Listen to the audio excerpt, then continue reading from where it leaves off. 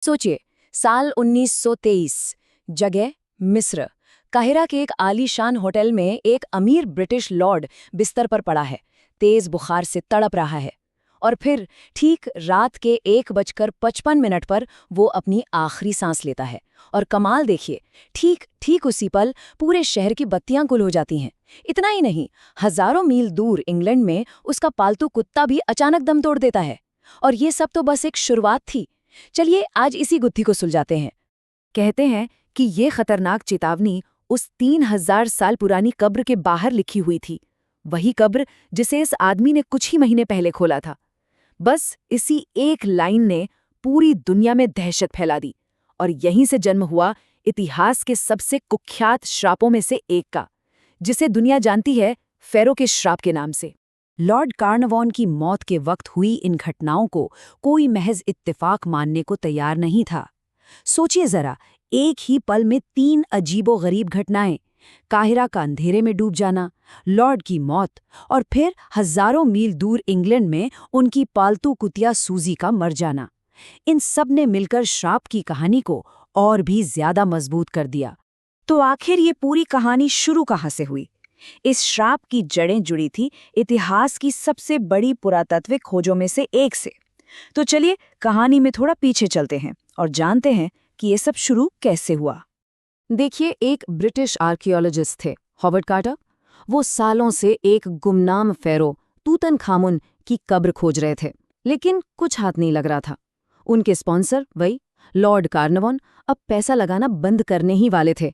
मतलब ये काटा का आखिरी मौका था। और फिर 4 नवंबर 1922 को किस्मत ने पासा पलटा। उन्हें चट्टान में कटी एक सीढ़ी मिली। कुछ ही दिनों में वो एक सील बंद दरवाजे के सामने खड़े थे, जिस पर नाम लिखा था तूतनखामुन। कार्टर ने दरवाजे में एक छोटा सा छेद किया। अंदर से हजारों साल पुरानी गर्म हवा का एक झोंका उनके चेहरे पर आया।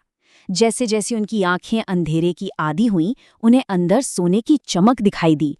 हर तरफ सोना। पीछे से लॉर्ड कार्नवान ने बेचैनी से पूछा, कुछ दिखाई दे रहा है? और कार्टर का जो जवाब था वो इतिहास में अमर हो गया। हाँ, अद्भुत चीजें। अंदर 5398 बेमिसाल खजाने थे, जिन्हें 3000 सालों से किसी इंसान ने छुआ तक नहीं था। खोज की ये खुशी, ये हैरानी बहुत जल्द खौफ में बदलने वाली थी। जैसे ही ये खबर दुनिया में फैली, अजीब अजीब घटनाएं होने लगी। और फिर शुरू हुआ मौतों का एक ऐसा सिलसिला जिसने हर किसी को दहला कर रख दिया। इसकी शुरुआत हुई एक अपशकुन से। हुआ यूं कि खोज के कुछ ही दिन बाद हावर्ड कार्टर की पालतू कैनरी चिड़िया को एक कोबरा ने उसके पिंजरे में ही मार डाला। अब देखिए, वहां के स्थानीय लोगों के लिए ये कोई आम घटना नहीं थी। कोबरा फेरो की शाही शक्ति का प्रतीक माना जाता है। उनका मानना था कि कोबरा ने अपने राजा की नींद में खलल डालने का बदला लिया है, और वो कहने लगे अब कुछ बहुत भयानक होने वाला है। और उनकी ये बात सच साबित हुई। लॉर्ड कार्नवान की मौत तो बस पहली कड़ी थी। अगले 6 सालों के अंदर 22 लोग, जी हाँ 22 लोग, जो किसी न किसी तरह इस मकबरे की खोज से जुड़े थे, एक एक कर रहस्यमयी हालात में मारे गए। और इस लिस्ट में कोई छोटे मोटे नाम नहीं थे। अमेरिकी फाइनेंसर जॉर्ज जे गूल्ड ने मकबरा देखा और अगले ही दिन तेज बुखार से उनकी मौत हो गई। रेडियोलॉजिस्ट सर आर्केबाल्ड, जिन्होंने मम्मी का एक्सरे किया, वो भी अचानक चल बसे। और शायद सबसे भयानक था रिचर्ड बिथेल का मामला, जो काटा के सेक्रेटरी थे। पहले उनकी मौत हुई और फिर उनके पिता ने 7वीं मंजिल से कूदकर अपनी जान दे दी। लेकिन इन सब में जो बात सबसे ज्यादा डराने वाली थी वो कुछ और ही थी। याद है लॉर्ड कार्नवान की मौत कैसे हुई? उनके बाएं गाल पर एक मच्छर ने काटा था, जिसमें इन्फेक्शन हो गया। अब सुनिए, जब डॉक्टरों ने तूतनखामुन की मम्मी की जांच की तो क्या मिला? मम्मी के बाएं गाल पर ठीक उसी जगह एक घाव का निशान।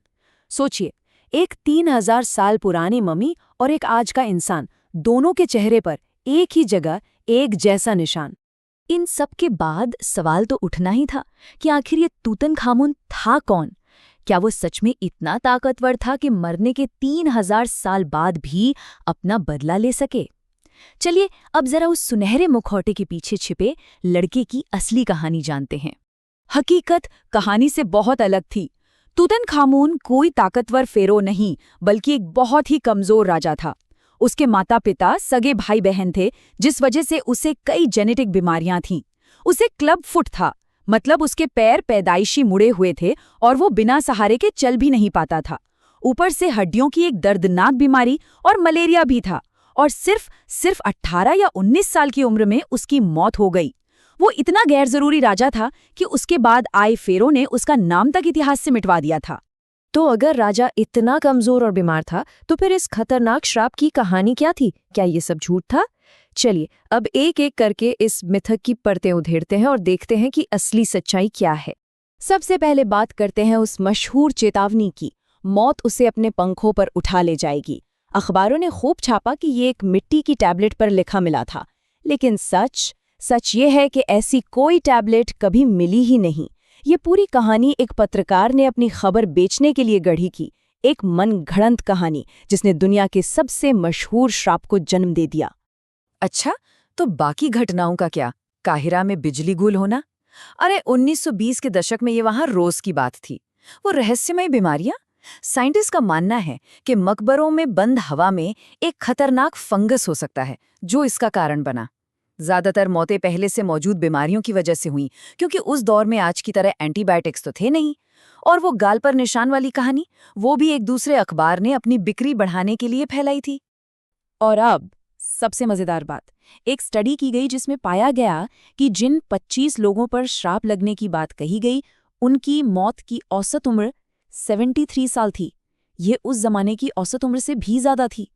तो मतलब अगर ये श्राप था भी, तो ये लोगों को मार नहीं रहा था, बल्कि उनकी उम्र बढ़ा रहा था। चलिए एक सीधा सा सवाल सोचते हैं। अगर ये श्राप सच में असली होता, तो इसका पहला और सबसे बड़ा निशाना कौन होता? जाहिर सी बात है, वो लोग जिन्होंने मकबरे को खोला था, जिन्होंने मम्मी को सबसे पहले छुआ था। लेकिन असल में हुआ क्या?